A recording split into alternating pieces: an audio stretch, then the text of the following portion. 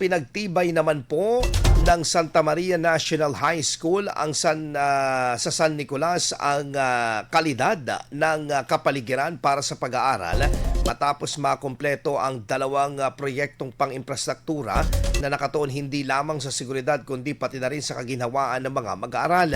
Inilunsad ang nasa 27-meter perimeter fence at roof shed sa kapwa pinondohan sa ilalim ng Special Education Fund. Bagamat pangunahing layunin ng bakod ang pagpapatibay ng seguridad sa paaralan, nakikita rin itong hakbang upang mapanatili ang disiplina at kaayusan sa loob ng campus para sa mas epektibong pagkatuto ng mga mag-aaral. Samantala, ang bagong tayong roof shed naman ay nagsisilbing karagdagang espasyo kung saan maaaring magpahinga at magsagawa ng iba't ibang mga aktibidad ang mga estudyante ng protektado mula sa init ng ulan.